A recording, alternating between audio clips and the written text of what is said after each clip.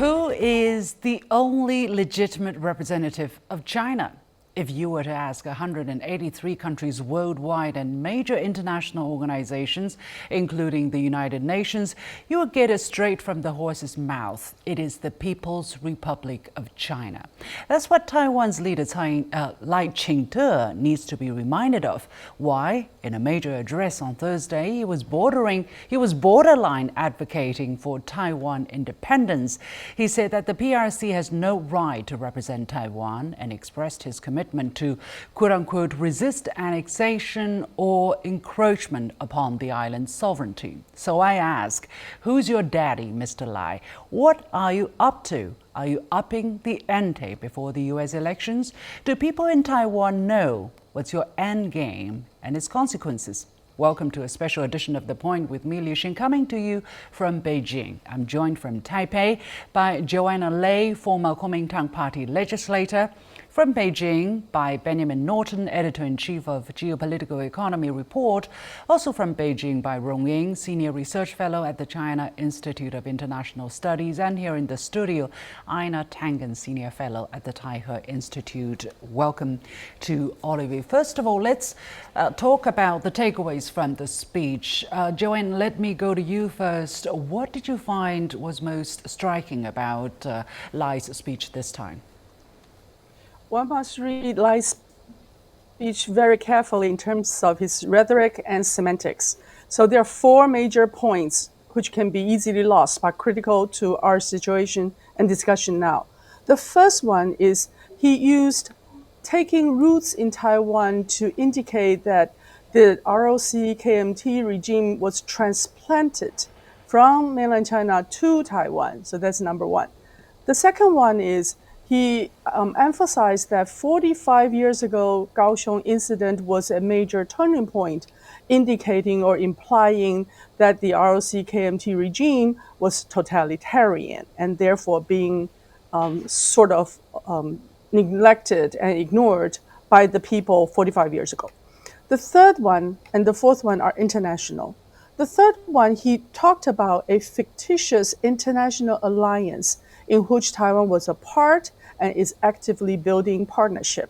The fourth one is he has a self-designated spearhead position to talk about how international rule-based order is requesting mainland China to take more responsibility. All 4 points are minor languages embedded in a very long speech, but they are not just rhetoric, not semantic. It is his overall agenda pushing a Taiwan independence agenda. Benjamin, what is your overall impression of his speech this time, especially the new words that he's using? Yeah, I think this is a very dangerous moment, and we see that he's taking advantage, especially with the U.S. election coming up. In the United States, unfortunately, both political parties have taken a very anti-China position and have encouraged some of these extremist separatist forces on Taiwan. And what we see essentially is he's taking advantage with just a few weeks before the U.S. election and creating more conflict, just as we see conflict in the Middle East as well, right before the U.S. election. And if you listen carefully to his rhetoric, he used terms like the rules-based international order, this is a term that comes directly from Washington. It's essentially an attempt by U.S. politicians to rewrite the international law-based order centered at the United Nations. And according to international law, according to the United Nations, there is only one China, which is the People's Republic of China, and Taiwan is part of China.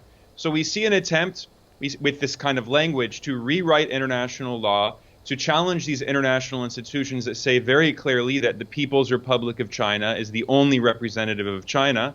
And again, the fact that this comes just a few weeks before the U.S. elections, I think, makes it pretty transparent what the attempt is to try to poke China and provoke these problems. And U.S. politicians on both sides, with the election coming up, are going to support these very provocative efforts. Mr. Rong, do you think Lai Ching-te went overboard this time? Did he cross any line?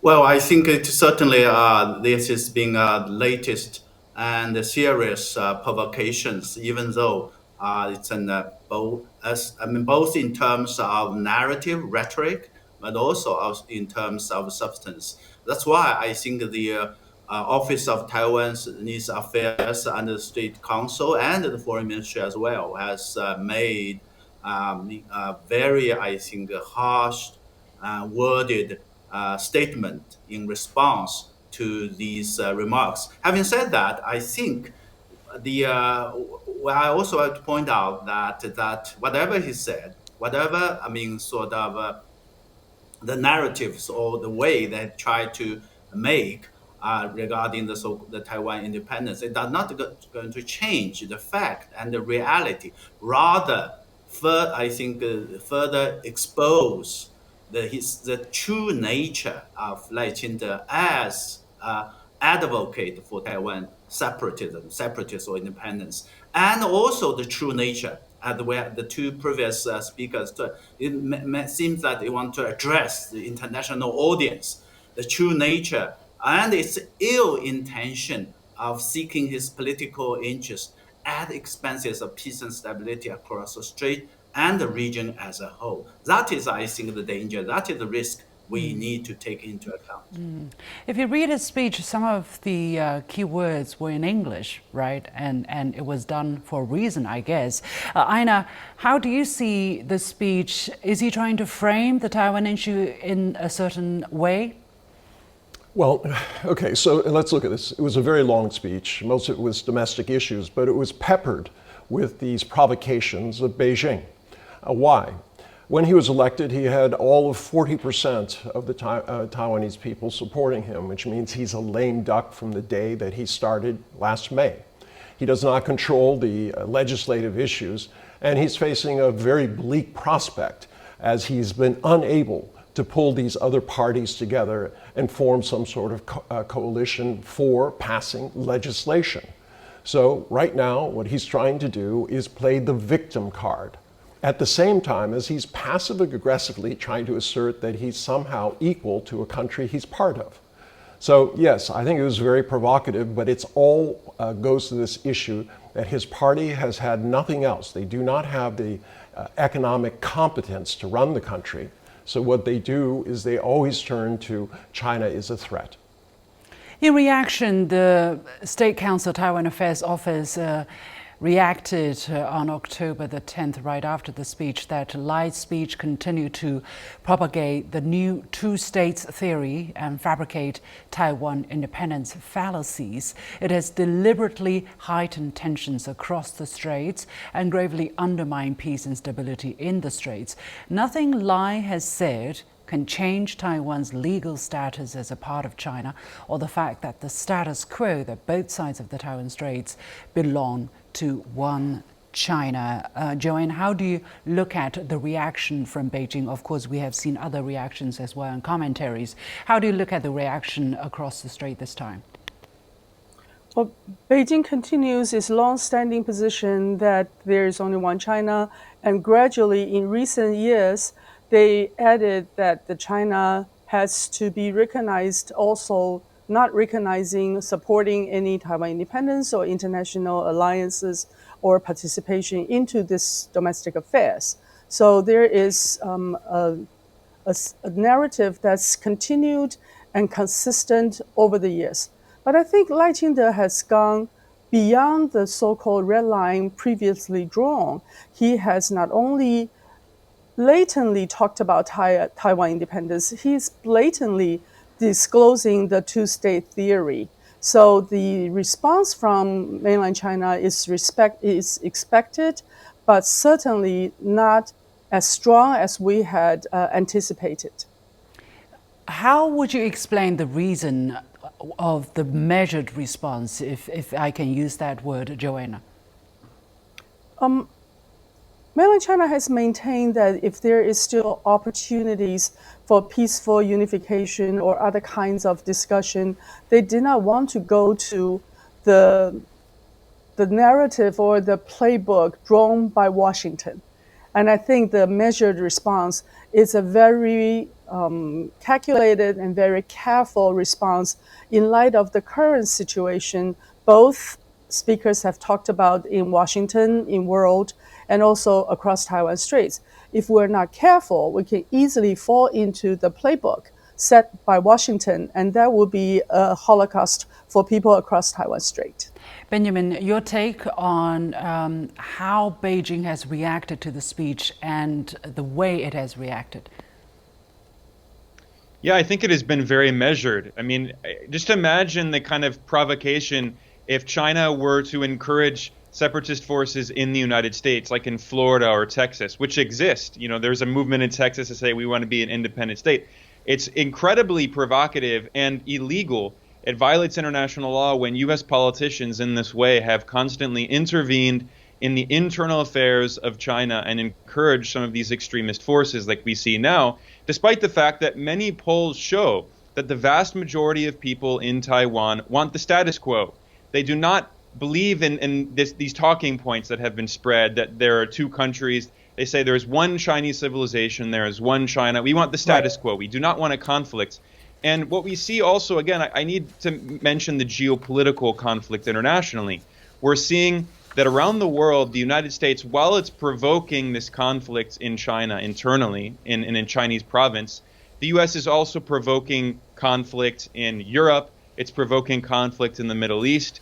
And what's so sad is to see how U.S. politicians use this international conflict to try to win support at home. It's very irresponsible. So I, as an American, am very frustrated. I think the U.S. should encourage peace, diplomacy, certainly in China, and encourage peaceful reunification and oppose some of these separatist extremist forces, go along with the will of the people in Taiwan who want the status quo to continue, and also encourage peace in the Middle East and Europe. But unfortunately, we see the opposite. Yeah, we'll come to more details in, for instance, the poll that Benjamin just mentioned and the role of the United States. But Mr. Rong, I want to stay with the reaction from the central government in Beijing. How would you characterize that? And when they talk about, there will be that peace and stability in the Straits have been undermined, are we going to see more reaction from the central government as a result of Lai Ching-te's speech this time? Yeah, it is true. I agree with the previous speakers again that it's been very harsh, quick, but measured response, and mainly by the Office of Taiwanese Affairs and the Foreign Ministry spokesperson just responded. To the questions related to that. So that is very being clear, and it has been kind of a consistent, principled positions that very much reflects, I think, the fact that the approach that mainland China. First and foremost, of course, the issue of Taiwan. The Taiwan is an internal affairs, and it has been handled as always and managed, by the Office of Taiwanese Affairs. The Foreign Ministry responded only those issues related to the foreign affairs. Having said that, again, I think the focus or the message that from the Foreign Ministry is very much related to the point where the intention or ill intention of Lai Ching-te's speech is meant to capitalize or to provoke or to reframe the issue as an that has bearing or impact on so-called the regional and global affairs. This is something I think very dangerous. This is something I think I guess that the central government of China would like the international community to be careful because the tension, because the consequences are there. Otherwise, I think the central government, the main China will be doing according to its own playbook, without being provocated in a way that being responded in a way that Lai Ching-te administration wanted. Aina, your take. All right. Well, Obviously, he was trying to provoke a very strong action. He would love to see some sort of military surrounding Taiwan or something like that. You think he wants to see Oh, that? absolutely. I mean, revisionist history. He's rewriting history. He's saying that, basically Taiwan is independent. But he knows that the level. mainland will be measured. He's hoping that the mainland. Is he playing this dangerous game of Absolutely. knowing that Beijing will not do anything drastic? Oh, well, that's his calculation. Look, as I said before, he has very few options right now. He cannot run his economy. He doesn't have the support of the majority of the people. So what is he doing? He's improvising. He's hoping that he can provoke China into some sort of display of military, which would then, on the eve of the election in the U.S., become a big point, and legislators would be flocking to show their support of Taiwan. This is exactly the same playbook as his predecessor, and it's all that he has.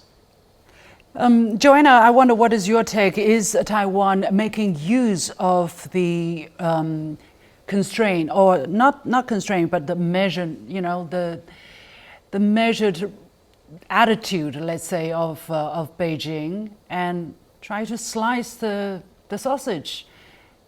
Well, let's make Taiwan a little bit more complicated.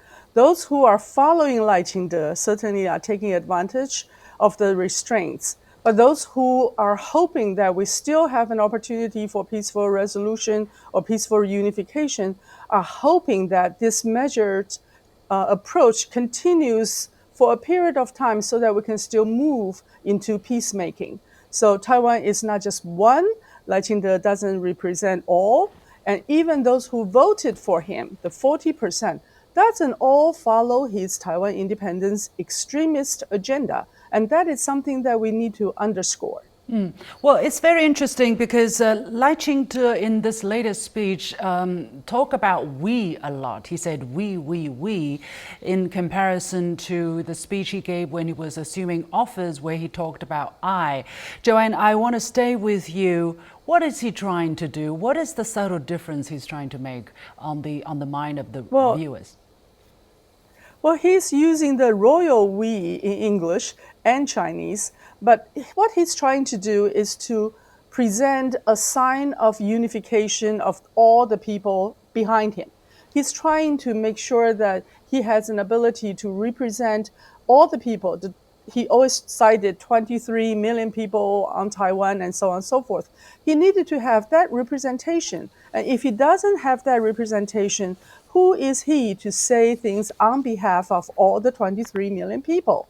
So he has changed his rhetoric, and he has actually also urged the Legislative Yuan to work in cooperation with his legislative and executive branches officers. So Lai Ching-te is trying very hard to build his coalition. I agree with the speakers earlier. However, the numbers don't seem to do him a great favor. We have mentioned this, and indeed, a long-time survey conducted earlier, the latest version of earlier this year, found that around 85% in Taiwan want to maintain the status quo, whether they have intention for reunification or otherwise. They want to maintain the status quo, and those who are hardline supporters of so-called independence or separatism only account for about less than 5%, and that number has been dropping over the past few years. Benjamin, what is Lai trying to do against the backdrop of, very clear will of the people in Taiwan? Well, you raised the perfect point, which is that when he says we, he's trying to create this false impression that the people of Taiwan support this extremist agenda, which in reality only represents a small percentage of the population, but is being actually supported, provoked by foreign powers in a way that is very irresponsible. In reality, it makes perfect sense why people want the status quo. What does that mean? It means that they want to continue economic integration with the mainland. Many people, of course, have family members on both sides. They do not want any kind of violence, any kind of conflict which would hurt their family members on both sides. It would certainly hurt their economy. And they have benefited as mainland China has overseen the most incredible economic growth in modern history and has become the world's largest economy when GDP is measured at purchasing power parity, of course, China, the People's Republic is by far the most important economy in the world, continues to grow very rapidly. The people on Taiwan want part of that prosperity. They don't want a conflict that will destroy the island and hurt and separate them from their families. They want to continue that economic integration. There may be political differences, but over time, those political differences can be resolved peacefully through decades or who knows how long it will take. That's why the vast majority want the status quo to continue that integration without the intervention of foreign powers, which are only interested in making the situation worse. Aina, I'm going to jump to you here. Do you think Washington proofread Lai's speech before he gave it? I'm going to say yes. And the reason I say that is why else would they send out this, please, be restrained in your response? I mean, there's no secret that Lai is supported by the National Endowment for Democracy, an organization which is directed and funded by Congress and basically is an arm of the CIA in terms of trying to create regime change. It's not hidden. They have public offices. They talk about their partners and exactly the agenda that they're trying to push. And they're not only doing this in Taiwan, they're doing it throughout the world. And if you go to their website, 90 countries they're active in. What right does one country have to be instigating political change in 90 other countries? So for the United States, for the Biden administration, how convenient, Mr. Rong, I want to get your take here. How convenient is Lai as a tool in their big strategic consideration in the Asia-Pacific at this particular moment? I mean, I don't know whether you agree with Aina that Washington proofread Lai's speech, but Washington would absolutely want that. I guess that would be at least, the wish that they would know what he was going to say. And they pre-warned Beijing not to use Lai's speech as a pretext for military pressure. What is Washington's position at this moment, Rong, according to your observation? Well, certainly I don't want to speculate that whether the speech or the draft speech have been cleared or approved by Washington. But there are strong belief that important statements or at such an occasion certainly need or have to be sort of coordinated or communicated, whatever means, whatever it takes this. And having said that, I can also understand that Washington will never take the credit for that. The question, as I try to make, the point I've tried to make is that now we have a provocation. We have, sort of attempt by the Taiwan separatist forces representative, head of that. And that, the provocation is going to raise tension. It's going to big trouble in the region. And which goes, exactly opposite or against the interest or claim sort of position of the United States to want to peace, stability, and prosperity, and for the sake of maintaining so-called status quo. This is something I think the Chinese side are asking.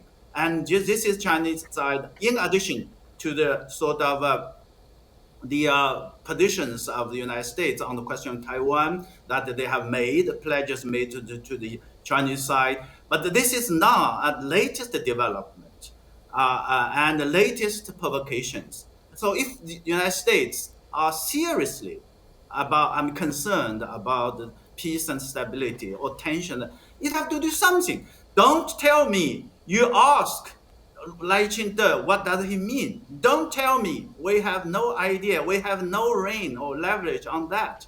This is a totally lie. This is not a responsible way to manage, to play a role, a leadership role in the region if they are serious about it. And actually, if you look at what has happened, Washington seems to have been egging Lai on. Joanne, just at the end of September, the White House announced a so-called defense support package worth $567 billion to Taiwan. What does that mean for the Lai administration? Does that effectively embolden Lai to go out there and make these statements, knowing his stance? Well, certainly, Lai's administration has used that occasion to indicate that Taiwan has strong backing from both the United States and Japan. Let's not forget Japan. But the fact is, the Cato Institute had said, according to their calculation, by the end of August, Taiwan has paid $20.5 billion for both traditional and asymmetrical weapons and military articles. Of those, the $20.5 billion that Taiwan has already paid, none was delivered. So whatever the 500 over million latest using either direct foreign military sales or direct military sales, either way, those are not what Taiwan needs according to the U.S. plan, nor was it sufficient for the so-called asymmetrical warfare Lai Ching-te has promoted. Why is the United States trying to shuffle down for the sake of profit? Well, the United States is trying to indicate that it is still supporting Taiwan. So they are using other ways, such as the presidential special allocation, to deliver certain things to Taiwan, but also at the same time, with the Raytheon investigation, we understand that some of the military articles delivered to Taiwan are not at par or are on the same level or standards for military use. So all in all, Taiwan has paid huge amount of money trying to buy defense articles, but most important ones are not delivered, and those who are delivered were below par. Benjamin, according to you, what game is the U.S. playing here? Well, the U.S., let's be clear, is violating the spirit of the diplomatic relations upon which U.S.-China ties are built, and including the three communiques. When the U.S. normalized relations with the People's Republic of China, it recognized that there is one China, and it's violating the spirit of that. And we've seen that when the U.S. signed the three communiques, it pledged that it would, for instance, over time, that it would stop selling weapons to Taiwan. It has continued selling weapons. At first, it said they would only be defensive, but now we're to the point where you can't really say that they're defensive. Furthermore, the U.S., as was mentioned, has used different organizations like the National Endowment for Democracy and the National Democratic Institute to fund extremist forces on Taiwan that support these extremist ideas that are opposed by the majority of the population. And we see U.S. politicians, of course, Nancy Pelosi took this very provocative trip, they're clearly trying to push the limit as far as possible to provoke China because they want some kind of response that will give them an excuse to support these extremist separatist forces and say supposedly that they're acting in defense when in reality they're the ones provoking conflict. And as you mentioned, the U.S. also profits from this. There are U.S. weapons companies in the military-industrial complex that profit. They have these guaranteed contracts. And let's not forget that during the Cold War, the U.S. military built a military base on Taiwan. So the U.S. has played a very nefarious role. And I, as an American, think that our government is engaged in such a bad policy that's only going to create conflict. We should be encouraging peace and diplomacy and the democratic will of the people on Taiwan who want the status quo. The U.S. government talks about democracy. If it actually believed in democracy, it would abide by the will of the people of Taiwan who do not want conflict with mainland China. Like I said, they have so many family members on the opposite side of the strait. They want to maintain the status quo and not provoke any kind of instability. Let's keep a close watch on the situation. More reactions will be coming out, will be following over the next days. Many thanks to my guests, Joanna Lai, former KMT legislator, Benjamin Norton, editor-in-chief of Geopolitical Economy Report, Rong Ying, senior research fellow at the China Institute of International Studies, and Ina Tangen, senior fellow at the Taihe Institute. Thank you. With that, we're coming to the end of this special edition of The Point with me, Li Xin. As always, you can follow me on Facebook and X using the handle Li Xin in Beijing. On behalf of the whole team, thank you for watching. You've got The Point.